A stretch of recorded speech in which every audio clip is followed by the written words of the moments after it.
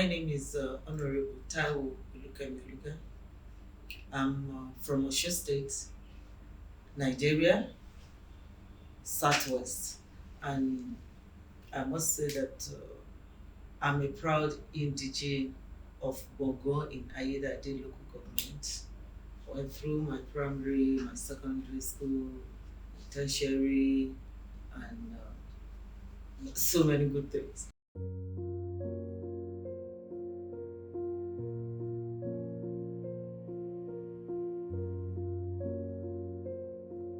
I was in my early 20s then, and I was watching a television. Yemi Ademukoya, she was casting news, and I saw her showcasing a particular commissioner for women affairs or something. And the young woman, she was doing things for her constituent, reporting the good job. And I said, oh, if this particular young lady being a politician and you have gotten the appointment, you can give back to your community. Yeah, I believe I can do it too. So having the decision in my mind that I really want to serve humanity. So that was just the beginning of my story, joining politics. So after my graduation, after my NYSC, serving the country, I went back to my local government because every politics is local. I was appointed back in 2014, 2013, 2014. Then before then, also I got another appointment as a member of Rural and Water Development Board. As if that was not enough, I got appointed as a special advisor to governor of the state on culture and tourism. I was a cabinet member making decision on behalf of more than 5 million Osun citizens then. That really gave me the foresight, and I was it's a turning point in my life when you sit in a room, less than 40 of us as a cabinet member with the governor, the deputy governor, and whatever decision we take at the meeting then binds on the whole state. So that was really a good point for me to know that this is a journey that God is really involved. Before my expiration at that particular year, 2017, 2018, I got my ticket to run for as a member of parliament, the Nigerian House of Representatives.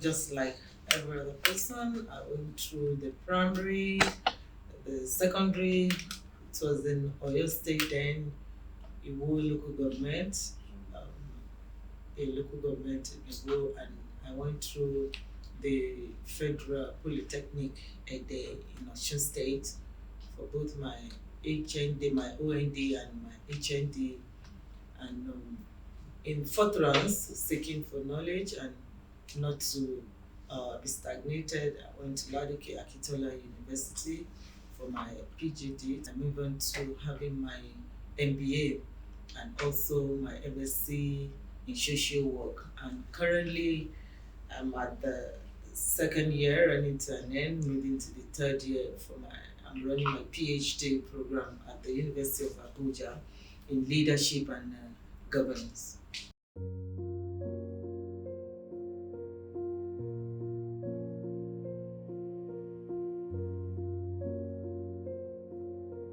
Challenges, even starting from you being a female and you find yourself in the political setting, the terrain, starting from your home, if you are married or you have a partner, you're into a relationship, you have a friend that you need to at least keep up to, you have to manage that with the political situation.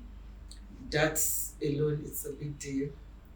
Even at the Ninth Assembly, just as you have specifically asked me, 360 members in chambers, and at times you find yourself at the plenary. Once you are two-thirds, the plenary can commence, And if you calculate two-thirds of 360 members, that means not less than 200 plus 230. And you found out that you walked into the chambers and you are the only female on ground. Maybe others have gone for oversight, or they are not within, or they will join later, and you have a motion, you have a bill to push, you need somebody to second you, you need somebody to contribute meaningfully to your bill or motion. That's a big challenge. So you look at yourself, what will I say among 240 men?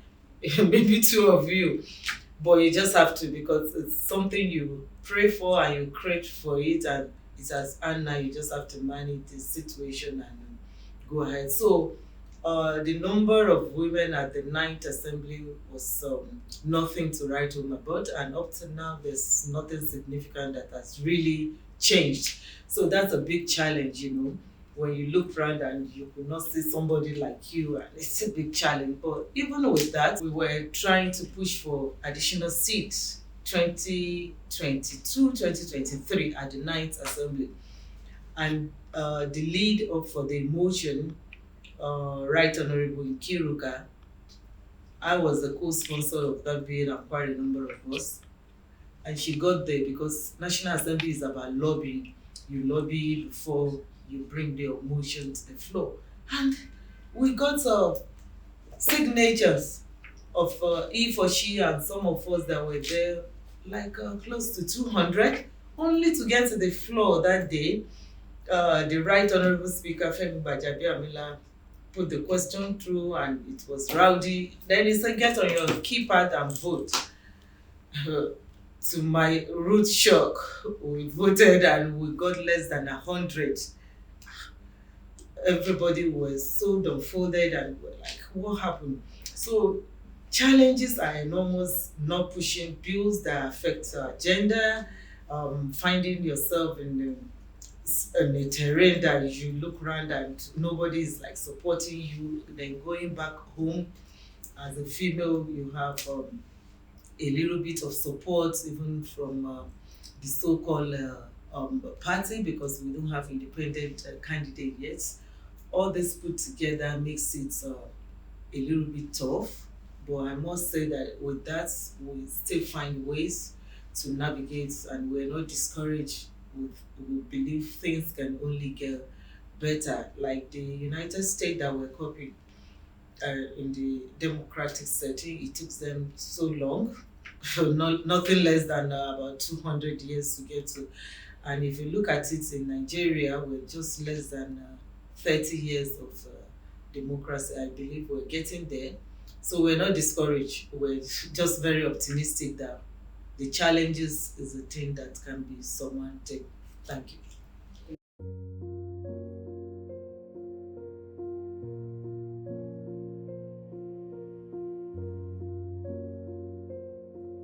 At the first timer, I was among the first 10 that raised the highest numbers of bills and motion. I saw my name in the bulletin of the National Assembly among the highest sponsors of bills and motion. There was a particular one that has to do with out of school children. I brought it up as a motion. Then Mr. Speaker and the resolution of the House then came up with the idea that we should go and look at the Act of the Universal Basic Education. And I must say, late President Muhammadu Buhari of blessed memory, assented to it before his expiration of his tenure. That was a good one. Education is important, and I believe having your primary and secondary school education for everyone is all we need. Every other one is additional one. Maybe you just feel like adding value to yourself. But once you get to your primary school and secondary school education, you are good to go. You know your left from your right, and you know what to do and what not to do. I raised a motion about having a gender unit, because I'm just particular about gender, that creating gender units in our the paramilitary, the military, in their offices, my gender or any other gender who is being abused or being molested, be able to walk into the police station, be able to walk into the Nigerian Civil Defense and some other sister agency. There should be a gender unit that will attend to their issues. And I must say that was passed. I raised the motion on the floor and it was passed. And I must say I got commendation. Even the commandant of the Nigerian Civil Defense he wrote to the committee because I chaired the committee Women in Parliament then. So that made the work to be more easier. So it was a good one. And some other ones that I could not remember, but I know those two ones, they are there till tomorrow. To God be the glory. Thank you.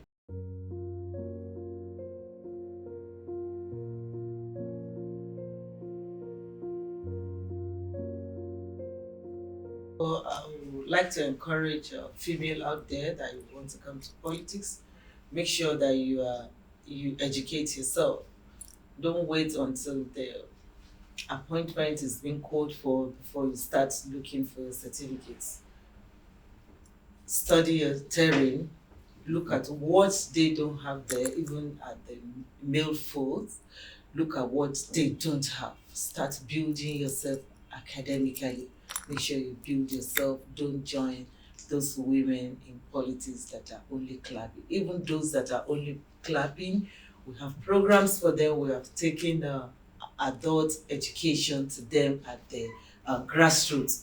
So make sure that you educate yourself enough, deal with your emotion, have integrity, and most importantly, because we are Nigeria, be prayerful. Thank you.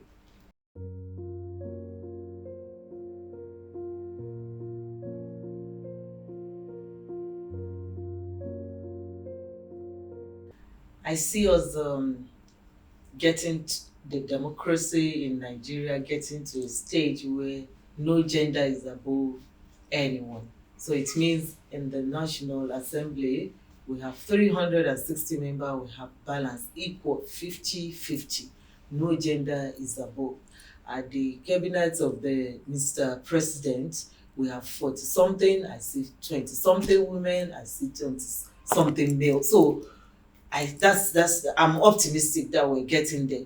Party constitution can also be looked at honestly to adjust, and I must at this junction give credit and elogize the wife of our president in Nigeria, distinguished Senator Her Excellency Oluga. She is a seasoned legislator, and as the First Lady of the Federal Republic of Nigeria, at this moment, she has thrown her weight behind the additional seats at the ongoing constitutional review. And this time around, we're optimistic that we're going to scale through. It means one per state. That is the meaning of the additional seats. At the House of Representatives, we have reserved seats or additional seats. And when I was in the 9th Assembly, we were less than 13, like 11 of us. And at the Senate, then we have like 6. Now I think at the Senate we got just 4, including the suspended distinguished Senator Natasha. So 3 functioning in the last couple of months. So this number is not acceptable, and I think the route to go about is through the constitutional review, and it's ongoing. And we thank Her Excellency once again for supporting us on this. That is it.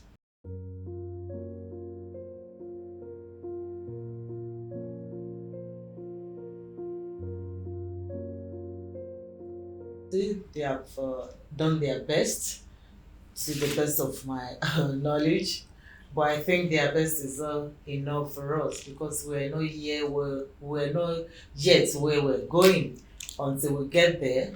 So we need them to do more.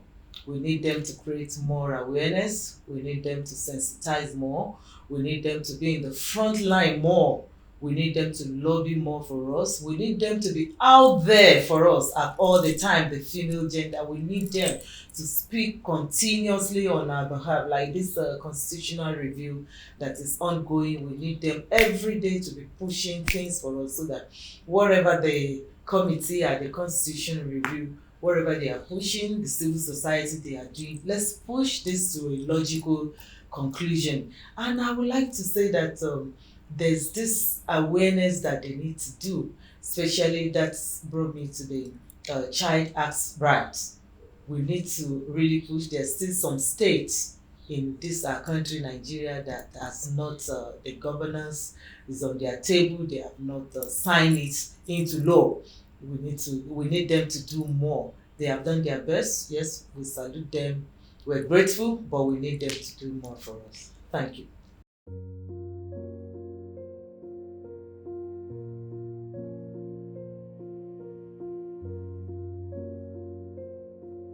It is a forward ever, backward never.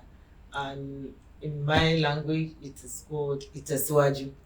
And I believe there's a power in our tongue. Wherever you say, I'm a Christian, that wherever you decree, it shall be established. So even when it was not working, when it looks like things are done, failure, I lost my election back to the 10th assembly, I still made it very boldly at the end of all my writings, my social media. You see the hash Itesiwaju. And I think there's power in our spirit, the way a man thinketh. So it is. So I encourage the upcoming politician out there, please just have something at the back of your mind that will work for you and be determined that you are getting to the zenith of this career.